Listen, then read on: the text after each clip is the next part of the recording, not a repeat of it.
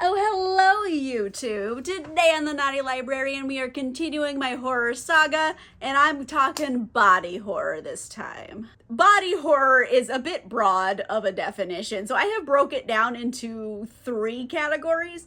So I have body horror in its truest form, and then I have slashers because that is a body horror thing.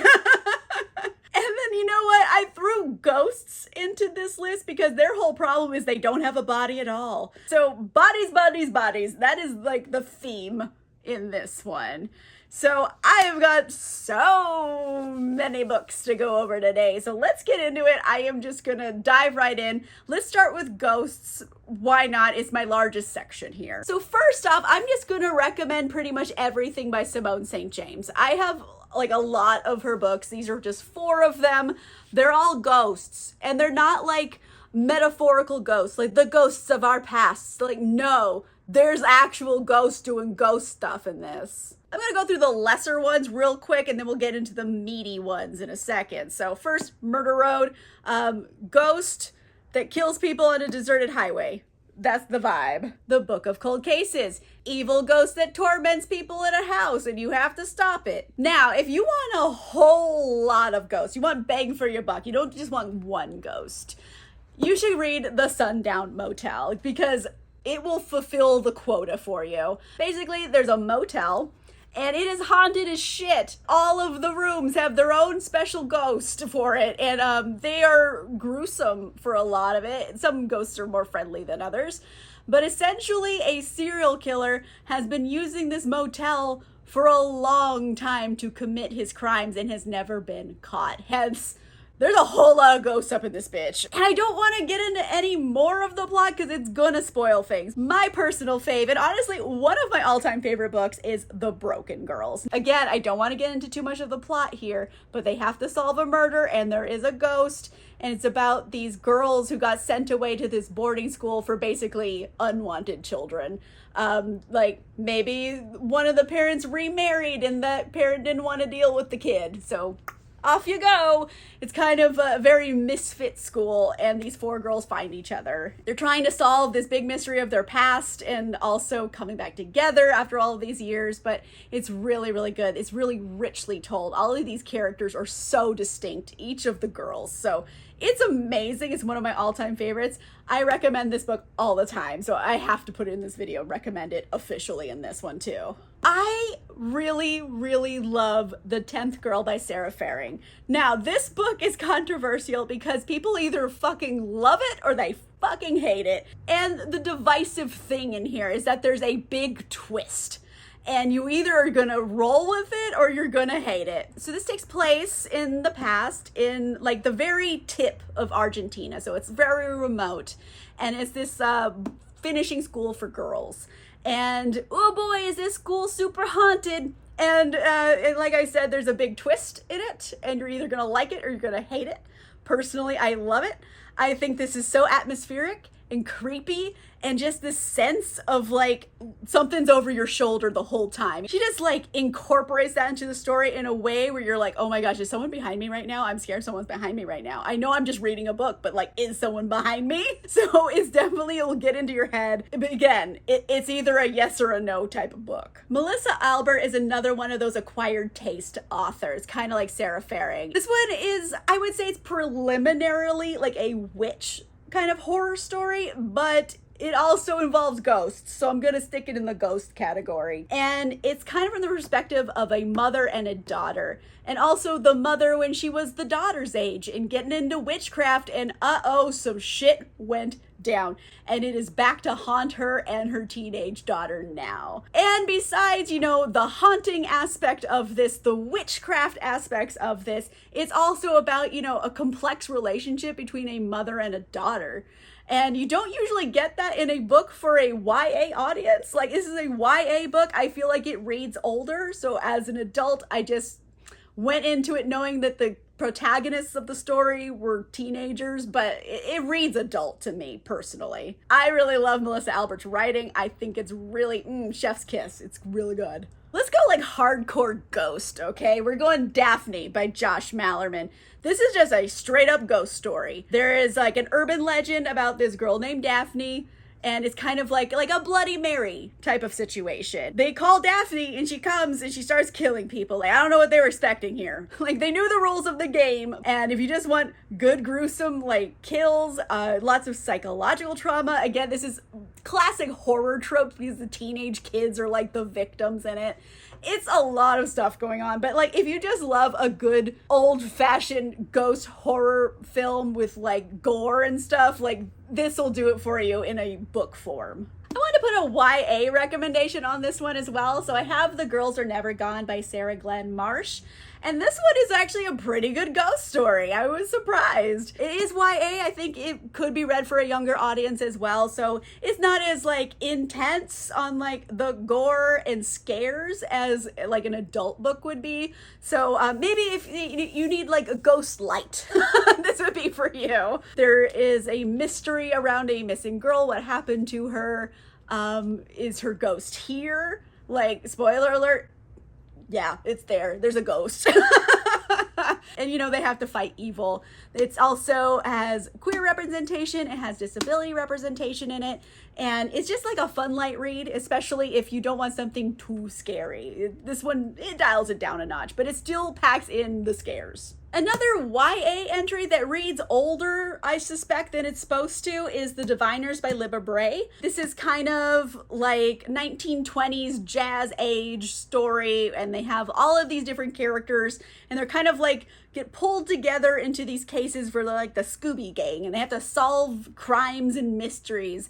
And this book in particular is about contacting a very powerful evil ghost, and now he's on the loose killing people.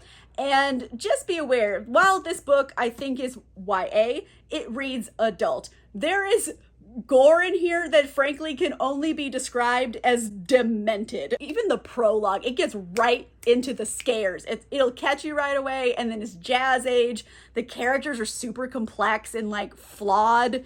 So I think it's really, really good. And there's a 4-book series and all the books are out, so you can just binge them all. And this one in particular is ghosts. I think other books maybe aren't ghosts in the series, but The Diviners, the first one, definitely very evil ghost. All right, that does it for ghosts. Let's move on to slashers, because that's my second biggest category, surprisingly. So I have not one, but 2 books to recommend by Stephen Graham Jones, and that is The Last Final Girl and My Heart is a Chainsaw. The Last Final Girl by Stephen Graham Jones, it's kind of divisive, I would say, because the whole thing is written as if you are in a movie, and that's kind of hard to describe to people, where basically you're a character in this movie and you're reading it as if it is a movie, but you're in it. I don't know, it gets meta basically, but it's a big slasher fest. So if you like old school like 80s slasher movies, this book is like a loving tribute to it. Another entry from Stephen Graham Jones is My Heart is a Chainsaw, and this one too, loving tribute to 80s slasher movies. It's kind of, you know you're in it, but you have to know the tropes in order to survive. It's meta again. It's about a girl who loves slasher movies, and then she's starting to recognize certain signs and tropes in the real world. She's like, this is going to become a real world slasher situation real quick. How do I survive type of situation. So again, if you're a fan of slashers, this is just written as like a loving tribute. So it's really fun. I put Final Girls by Riley Sager on this list, but it is kind of with an asterisk because I don't necessarily think the point of it is the slasher parts, but it does tell a slasher story. So it's kind of on that cusp of not making the list, frankly. But it is about this woman, and as a teenager, she went to this cabin in the woods. It's always a cabin in the fucking woods. Don't go there. There you go. Problem solved in horror movies, but yet teenagers keep going to cabins in the woods, and all of her friends are brutally murdered, and she is the final girl. And this book in particular kind of dives into, okay, so there's a final girl, right? what next? What happens to this woman as she grows up and has to know she survived a massacre? A lot of psychological trauma, and also there's like a mystery element in here they're trying to solve. So it's definitely about being a final girl of a slasher type situation. So I think this one's pretty good. It does have a twist as well. And yeah, I mean, this one's kind of a classic on the list. A lot of people have read this book and really, really liked it. I think arguably it might be Riley Sager's most famous work. But yeah, what happens to the final girl when she's done being the final girl? I put The Cabin at the End of the World by Paul Tremblay in the slasher section, and go with me on this. Basic plot here. There's this two dads and a daughter they adopted. And again, they go to a cabin in the fucking woods. Okay, nothing good happens in a cabin in the woods, but here they are. And these four people come knock at their cabin and they're like, hey, the apocalypse is happening. And the only way to stop it is if one of you three, you family, one of you's got to die. Pick. They did make a movie adaptation, and I think it's called Knock at the Cabin. They completely changed the ending in the movie to be more palatable because the ending in the book, demented. It gets very dark. Check trigger warnings on this one, but it's kind of like a Four Horsemen of the Apocalypse type situation, and there's a lot of very creative kills. So definitely, I'm putting it in the slasher category. It's also kind of psychological, a little bit of maybe a paranormal element. Like, is the world ending? They don't know for sure. They're in a remote cabin in the woods. They don't know what's happening in the other parts of the world. I don't know. It's up to you which one you want to do, the movie or the book, but I think the book is better. Okay, this one might be a little bit of a wild card, but I'm going to put You by Carolyn Kepnes in the horror list. I like to describe it as if a rom-com was a horror movie. I think that's the best way. So You is a Netflix series. It has several seasons already. So we kind of already understand what's going on with it. And we're basically following along with this guy, Joe, who is an obsessive stalker and murderer. And I'm sure he considers himself a romantic. But yikes! He kind of stalks and systematically murders people around this woman that he's obsessed with. And we're following Joe's perspective the entire time as he's talking to you. So this book is also told a little experimentally because it is told in second person.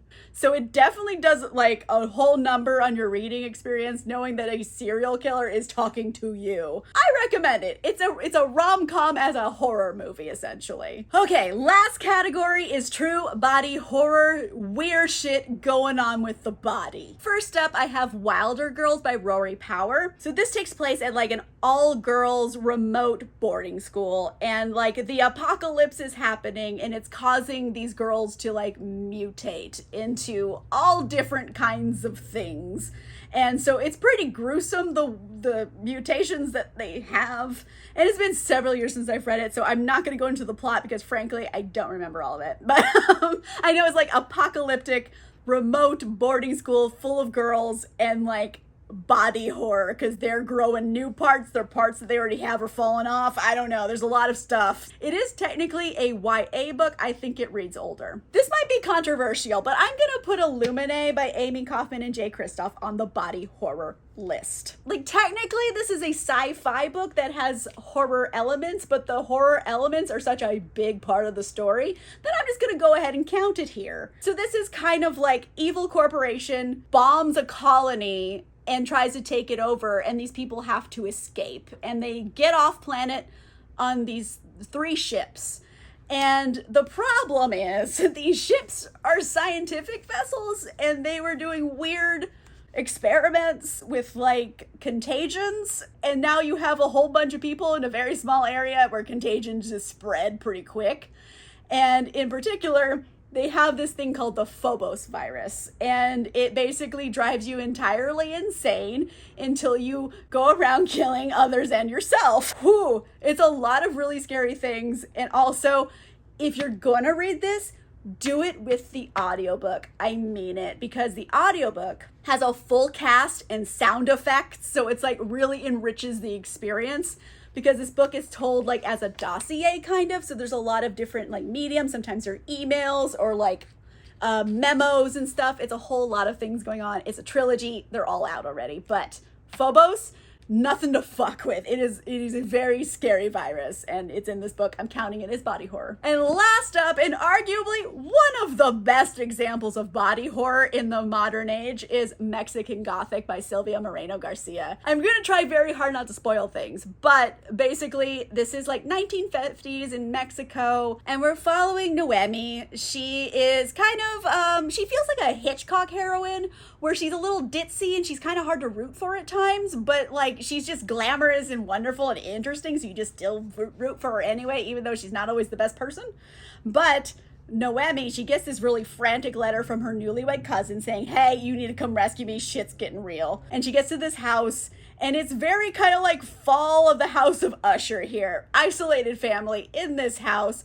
There's a lot of fungus involved in this one, and body horror. It's gross. I'm just gonna say it right now. If you're sensitive to body horror and like gross out stuff, maybe not for you. It is so atmospheric and scary, and I loved it. And I love Noemi. She's a Hitchcock heroine where she's just fascinating to watch on the page. So I've gotta recommend this high-handedly. All right, so that's it for Bodies, Bodies, Bodies. Those are all of my picks. Again, this is just my personal list. These are books that I have read and liked and want to recommend.